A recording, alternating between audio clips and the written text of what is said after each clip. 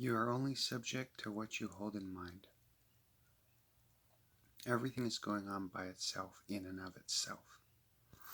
There is no this causing a that. To get into a peaceful spiritual state, that's what it's doing. It's merely necessary to keep a one-pointedness of mind. To surrender and let go of everything as it's arising. To walk the razor edge of the crest of the wave of the moment. It was also using body language to cause something, to cause the other to have an experience. See, the other thing it was doing was going back in memory.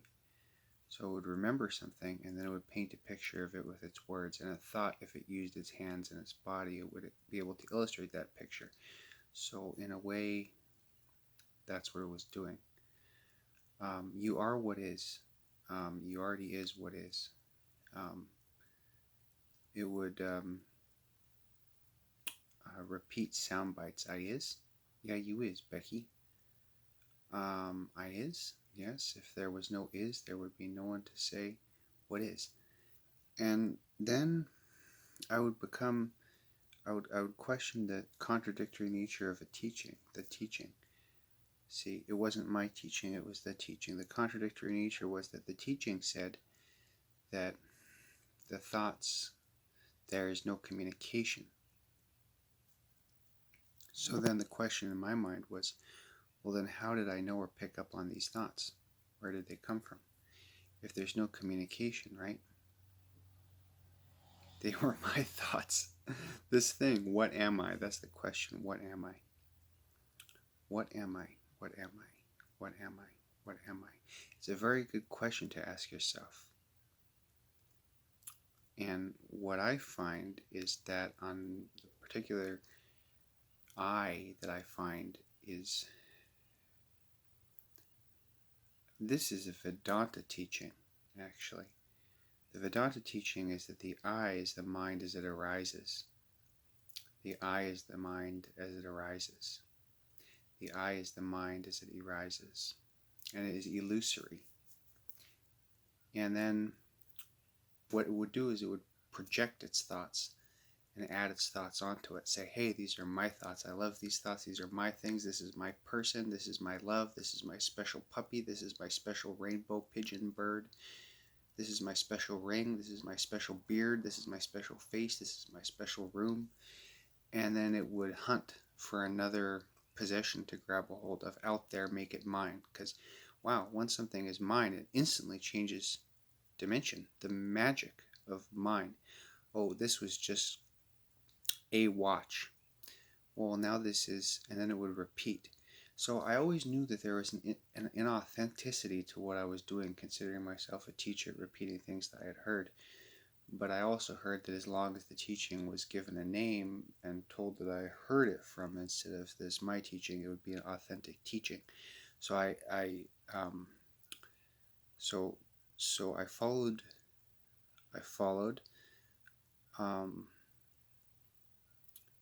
You know, and then I just made it up. That's the truth of it. I just made it up.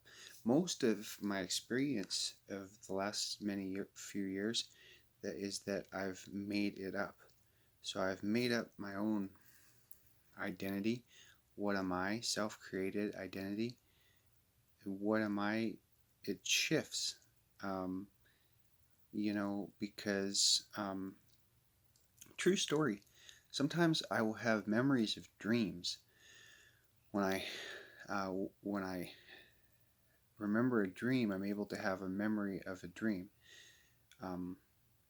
I was walking around in this one dream in a mental hospital. There were people there, and I was telling everybody, "You guys are mentally ill. You guys are mentally ill." Someone I loved was there, and it was the same what of the what that's here right now that was in that dream talking. I love that, and of course, how do I know what I know? I think it's because,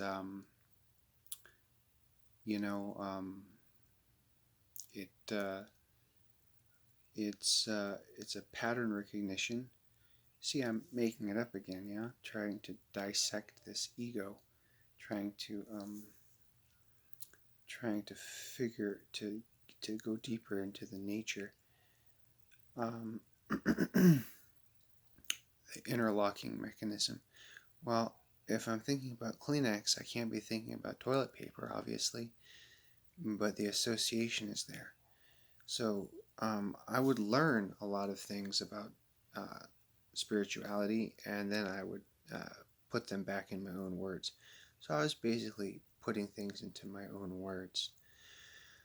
Having never been in the presence of a spiritual teacher, most of the learning that I did was my own, and I patterned myself based on what I observed and my common sense, and I would take sayings and dictums from various great beings like the Buddha or Jesus Christ, and I would repeat them. And that was the best attempt that I could get to at truth, because I am totally aware that the mind of the human being cannot tell truth from falsehood. And so therefore, when I'm committed to truth and I'm committed to that in all aspects, then I obviously feel uncomfortable if I'm telling a person or telling you something, telling someone something that's not true. In fact, I feel so dedicated to it that even if there's a slight variation in any of my tonality, whatever it is, I instantly notice it and pick it up. And so the letting go technique to surrender thoughts. The moment a thought arises, one can let it go. You're thinking about a cat. The moment the cat starts to form now, it's already going into no cat, disappearing. And it's like that with the mind. It's like that with everything in creation, because the mind is creation, unfolding. And as we witness it sequentially, it forms a story with its various patterns and its various intricacies. And that story is all in here, you understand. It has no reality outside of what's going on in the can. What's going on in the can is glamorizing. It's through the process of eyesing that it becomes entranced by through the hypnosis of the nature of its own thinking. So that belief that I can be hypnotized, that was one that was in there and has been in here for years, that I can be hypnotized. Can you be hypnotized?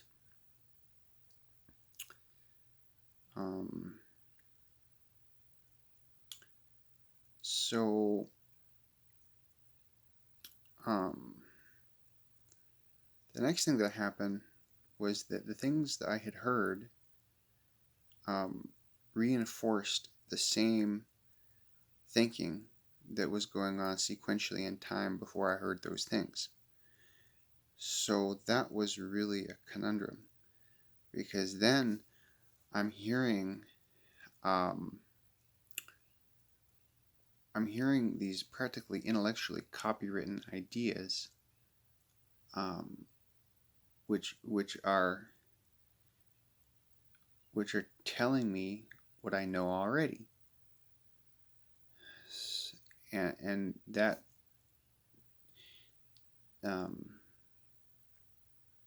was my experience with all the spiritual learning that I have ever experienced, now, in the past, in memory, with people, with myself, with loved ones, all the time. And I think, to me, when that happened, it was kind of a wake-up call, because it sort of made me realize, like, here I am with two good legs walking around on crutches. So a lot of that inner dialogue stopped, and I woke up. Now, it's not bad to rely on a teacher. It's not bad to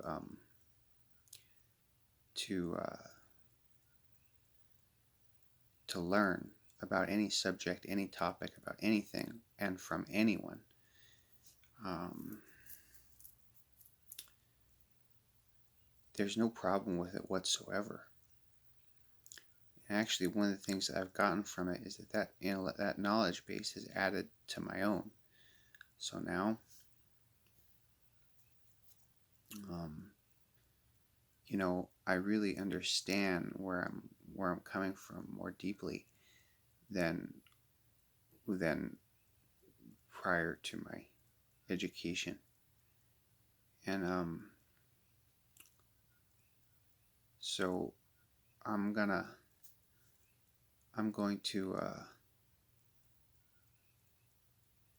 continue this process. It's by choice, through projection and through letting go, um, through the other means that are available to us. And thank you for your time. And I gotta get to sleep. So comment or subscribe or like and tell me what you think.